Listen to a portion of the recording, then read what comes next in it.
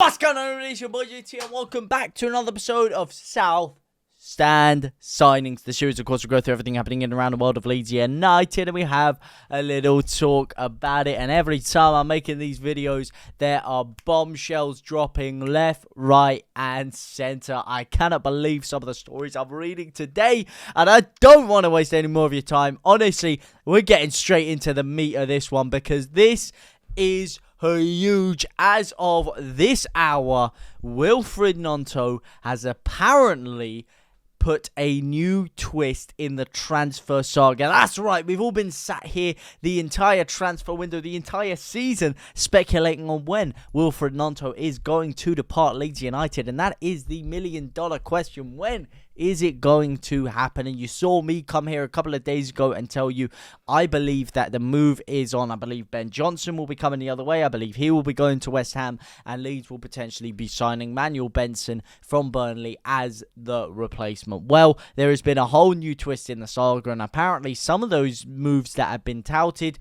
especially the one to Lazio, may have been really based on about as much substance as Rizzler paper, because Wilfried Gnonto has apparently agreed a new contract with Leeds United. Well, not agreed a new contract, sorry. He has apparently deep negotiations with Leeds United over a new contract, and this is coming out of Sky Sports' Tim Thornton and Lyle Thomas, who are reporting that Leeds are very, very close to agreeing a new contract with the winger this week, putting speculation to bed around his future this month. This is ridiculous, and it's not just coming out of there. There are many reports left, right, and centre suggesting that Wilfried Gnonto is going to agree a new contract with Leeds United, and this is really confusing for me. It's confusing for you. It's confusing for everyone. Where has this come out of? Where has this news come from? I'm pretty sure we were all dead set on the fact that Wilfried Gnonto would probably departing Ellen Road. He hasn't been able to get in the squad over Dan James.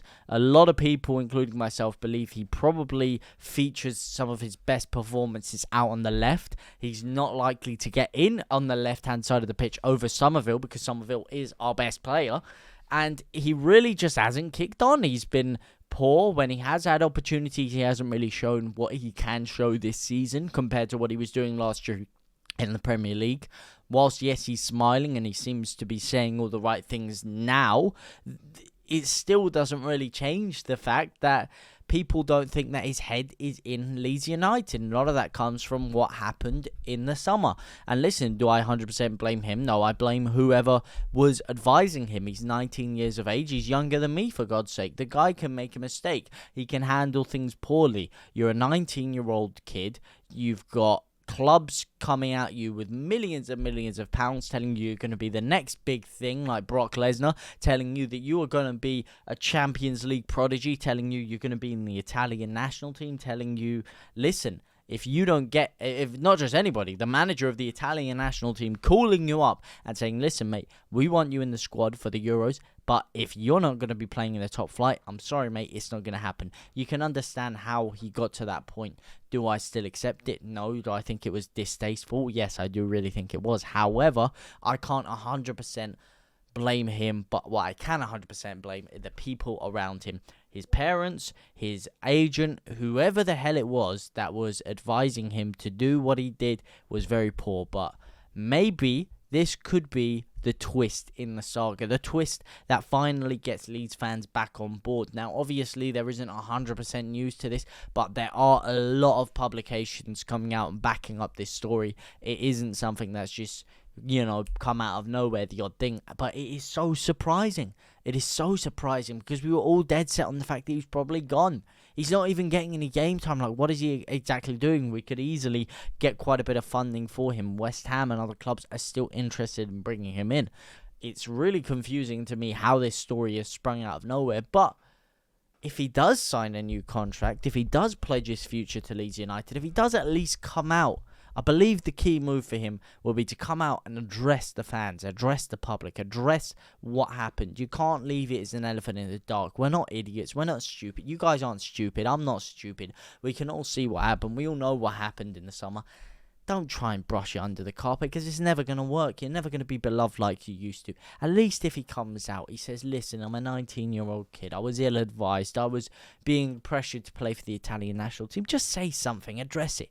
And maybe just maybe, the fans will get back on board. Maybe that will give him the confidence that he needs to become the player that he was. Because listen, I love Dan James. I really do. The performances he's been putting on this year are phenomenal. And he's got 10 goals in a season, the first time in his career. But if you'd have asked us at the beginning of the year, would he be pushing Wilfried Gnonto out of the side? Nowhere near. Wilfried Gnonto was more of a prize asset than Somerville was in the Premier League to a lot of people. I personally always preferred Somerville just because I think Somerville is genuinely bordering on developing into what will become a world-class player, in my opinion. I think he is that good. Definitely Europa League or Champions League quality. But listen, I know I've spent a long time talking about this, but it is crazy news coming out of Wilfried Gnonto. Anyway, guys, there are still a lot of other news to talk about, and this is just what I'm saying about how it's all quite contradictory.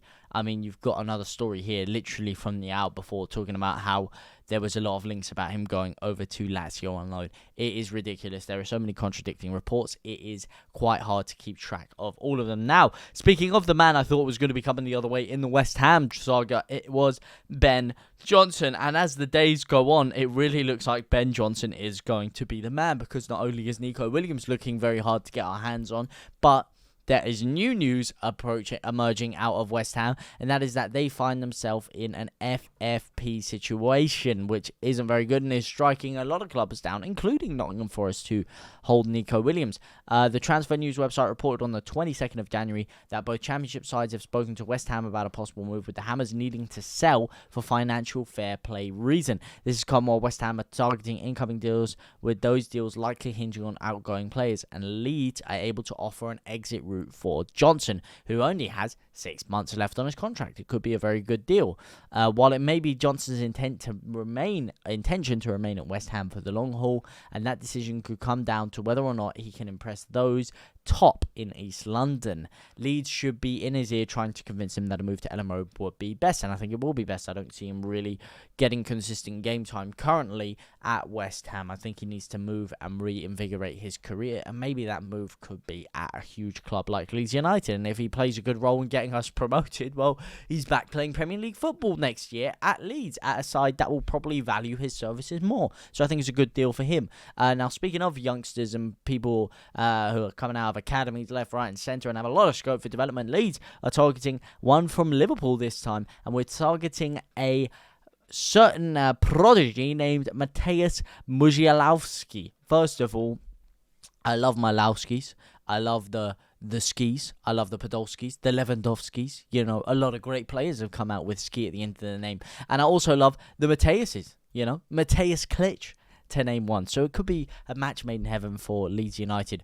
The 20-year-old, who can operate in a variety of attacking positions, has shone at a number of different youth levels for Liverpool. However, he has not been afforded a single senior outing in any competition, which is quite rare, considering Jurgen Klopp has such faith in his youngsters. You saw it in the Arsenal game in the Cup. He brought 2 unproven youngsters in and they changed the game for them.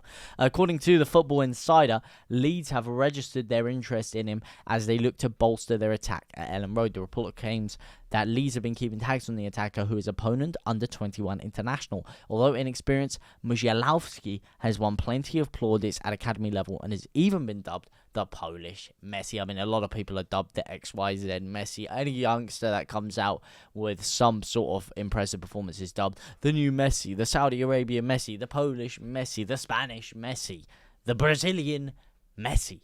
Probably not Brazil because, they got Neymar and other icons to look forward to. But still, I don't read too much into that one. But it could be a move. It could be a good move for Leeds. Let me know what you guys think about that one. I don't think it's a move we need to make right now. I think we're probably only going to be able to bring in 2 or 3 players. And I want us to bring in top quality, experienced players are going to help right here, right now, going forward, and I don't think that is the person. Now, one person who could potentially fill that role for Leeds would be this next story, which is surrounding an Everton player, ironically coming this way, because they seem to be taking all of ours, and it is Ben Godfrey. Apparently, there are some links going around targeting or linking Ben Godfrey with Leeds United. Apparently, it could be a good move for Leeds. It could be a potential new defender that Leeds are targeting.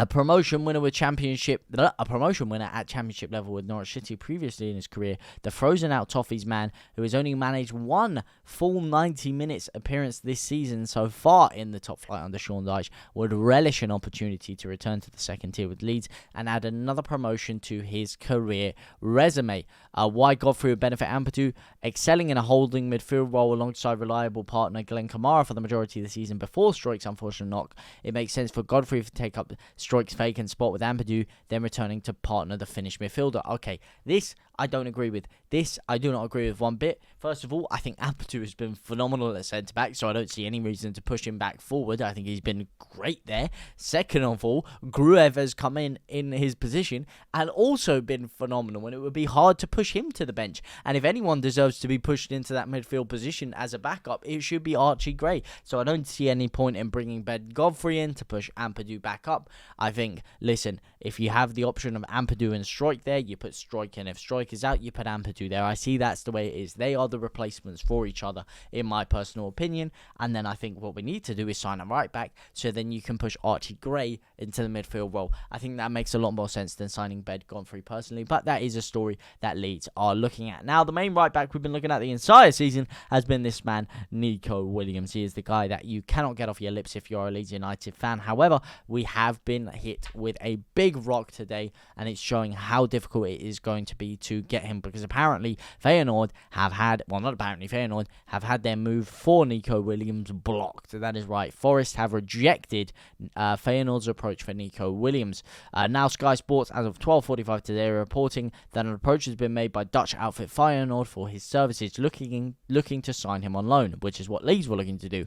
However, that offer has been rejected by the Premier League club, likely indicating that they are not looking to let him go at all, because apparently Nuno Espirito Santo is a huge fan of Neco Williams. So unfortunately, it does look like Neco Williams is probably off the card, and Leeds are probably looking at Ben Williams now as our main, Ben Johnson, as our main target going forward. And then there is just one more story in the news surrounding Ben Godfrey one more time. But as we spoke about earlier, I don't see that happening. But let me know what you guys think anyway. Maybe you guys like Ben Godfrey. Maybe you think we can still go in for Neco Williams. Maybe, just maybe, you think Wilfried Gnonto could reinvigorate his career with a new contract at Ellenborough. Let me know what you guys think, though, down in the comment section down below. I really want to know what you guys have to say about this one, because it's twisting my head around, and I want to hear what you guys have to say about it. So let me know down in the comment section down below. For now, guys, I will see you very, very soon. Au revoir, my brothers and my sisters.